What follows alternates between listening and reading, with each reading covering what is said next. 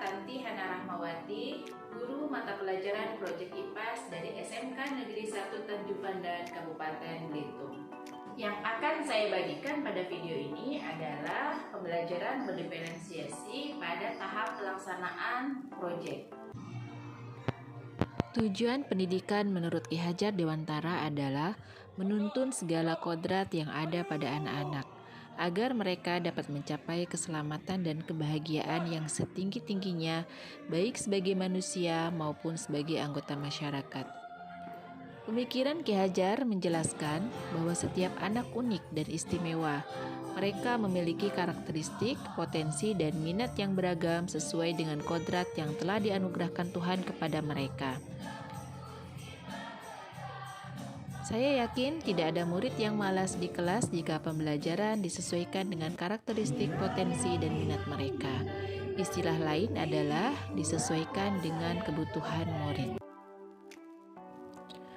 Fenomena yang terjadi di kelas-kelas kita, misalnya ada murid yang tidak bersemangat, sibuk bermain HP di kelas, tertidur dalam pembelajaran, bahkan pembuat onar di kelas sebenarnya belum tentu murid yang malas dan nakal. Bisa jadi pembelajaran yang guru laksanakan tidak sesuai dengan kebutuhan mereka. Jadi, tugas para guru sebenarnya adalah bagaimana merancang pembelajaran sesuai dengan kebutuhan murid. Dengan terciptanya pembelajaran yang sesuai dengan kebutuhan murid, selain diyakini akan terwujudnya pembelajaran bermakna yang mendukung tujuan pembelajaran tercapai dengan baik, juga akan membantu murid menemukan dan mengembangkan potensi mereka untuk memberikan manfaat baik bagi diri mereka sendiri maupun lingkungannya. Hal ini tentunya selaras dengan tujuan pendidikan yang dirumuskan Ki Hajar Dewantara. Untuk itu, pembelajaran berdiferensiasi menjadi salah satu solusi untuk direncanakan dan diterapkan di kelas dan sekolah. Pembelajaran berdiferensiasi adalah usaha untuk menyesuaikan proses pembelajaran di kelas untuk memenuhi kebutuhan belajar individu setiap murid, meliputi kesiapan belajar, minat, dan profil belajar murid. Strategi yang dapat digunakan dalam pelaksanaan pembelajaran berdiferensiasi yaitu yang pertama, diferensiasi konten. Diferensiasi konten berkenaan dengan materi yang diajarkan guru kepada siswa dengan mempertimbangkan hasil pemetaan kebutuhan belajar siswa yang dilihat dari berbagai aspek, seperti kesiapan belajar siswa, minat siswa, serta profil belajar siswa maupun hasil dari kombinasi ketiganya. Yang kedua adalah diferensiasi proses, berkenaan dengan bagaimana cara murid memahami pembelajaran, apakah menggunakan metode belajar secara mandiri maupun belajar secara berkelompok, atau pembelajaran yang disesuaikan dengan gaya belajar murid. Yang ketiga adalah diferensiasi produk, berkenaan dengan apa yang hendak dihasilkan dari siswa, dalam hal ini berbentuk produk yang dibuat oleh siswa, yang bentuknya bisa berupa tulisan, presentasi, hasil tes, pidato, maupun produk lain yang terkait dengan pembelajaran itu sendiri. Dalam menerapkan pembelajaran berdiferensiasi ini, ada beberapa tantangan yang saya hadapi. Yang pertama, saya harus mampu mengetahui kebutuhan murid dengan tepat, meliputi aspek kesiapan belajar, minat, dan profil murid. Yang kedua, saya harus mampu menyiapkan beragam materi dan strategi pembelajaran sekaligus asesmennya untuk mengakomodir kebutuhan murid yang berbeda-beda. Yang ketiga, saya harus memiliki wawasan yang luas dalam membimbing para murid dengan proyek yang berbeda-beda di setiap kelompoknya. Tantangan ini dapat diatasi dengan memanfaatkan sumber daya yang ada di sekolah dan di daerah, seperti berkolaborasi dengan guru BK atau lembaga konsultan pendidikan yang ada di daerah untuk membantu menganalisis kebutuhan murid, aktif dalam kegiatan MGMP dan komunitas praktisi di sekolah, dan mengikuti pendidikan dan diklat pembelajaran untuk meningkatkan kompetensi kita sebagai guru profesional. Langkah-langkah dan strategi yang saya terapkan pada pembelajaran berdiferensiasi dengan model pembelajaran berbasis proyek pada mata pelajaran Project IPAS adalah membuat perencanaan pembelajaran yang tertuang dalam modul ajar.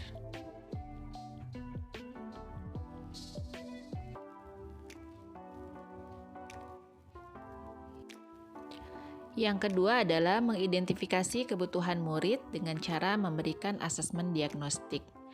Asesmen diagnostik yang saya berikan dalam pembelajaran kali ini adalah asesmen diagnostik non-kognitif yang mengidentifikasi minat dan profil murid.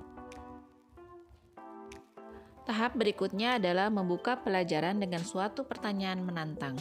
Pembelajaran dimulai dengan sebuah pertanyaan yang dapat memberikan penugasan pada peserta didik untuk melakukan suatu aktivitas.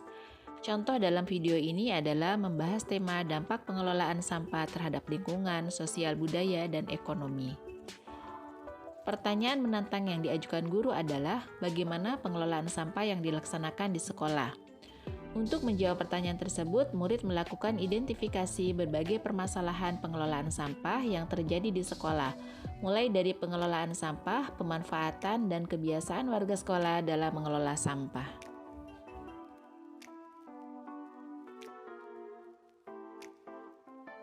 Tahap selanjutnya adalah merencanakan proyek. Perencanaan berisi pemilihan aktivitas yang dapat mendukung dalam menjawab pertanyaan atau memecahkan permasalahan yang ditemukan, serta menginformasikan alat dan bahan yang dapat dimanfaatkan untuk menyelesaikan proyek. Saya menerapkan pembelajaran berdiferensiasi konten dengan memberikan kebebasan bagi murid memilih aktivitas yang akan dilaksanakan sesuai dengan minatnya masing-masing. Selanjutnya, menyusun jadwal aktivitas. Pendidik dan peserta didik secara kolaboratif menyusun jadwal aktivitas dan menyelesaikan proyek. Tahap selanjutnya adalah mengawasi jalannya proyek. Pendidik bertanggung jawab untuk melakukan monitor terhadap aktivitas peserta didik selama menyelesaikan proyek. Dalam memecahkan permasalahan pengelolaan sampah di sekolah, murid membuat proyek yang beragam sesuai dengan minatnya masing-masing. Murid yang berminat dalam seni musik melaksanakan proyek tentang kampanye pengelolaan sampah melalui lagu. Yang berminat dalam seni lukis membuat proyek kampanye memilah sampah melalui lukisan yang dituangkan dalam tempat sampah. Murid yang berminat dalam pemberdayaan ekonomi membuat proyek sedekah sampah atau proyek pembuatan ekoenzim. Sedangkan murid yang berminat pada public speaking memilih mensosialisasikan pemilahan sampah kepada teman-temannya. Tahapan penilaian produk dan evaluasi dilaksanakan pada pertemuan selanjutnya.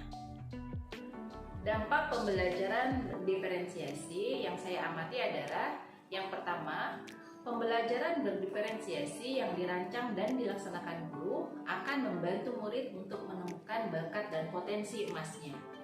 Yang kedua, murid akan lebih mudah memahami materi karena pembelajaran disesuaikan dengan kebutuhan murid. Yang ketiga, menumbuhkan karakter profil pelajar Pancasila, yaitu bertakwa kepada Tuhan Yang Maha Esa dan berakhlak mulia, berkebinekaan global, mandiri, gotong royong, berpikir kritis, dan kreatif. Demikianlah praktek baik ini saya lakukan. Saya berharap semoga dapat memberikan manfaat baik buat diri saya sendiri dan juga untuk teman-teman guru di mana saja berada. Beli berlian di Bekasi. Cukup sekian dan terima kasih. Wassalamualaikum warahmatullahi wabarakatuh.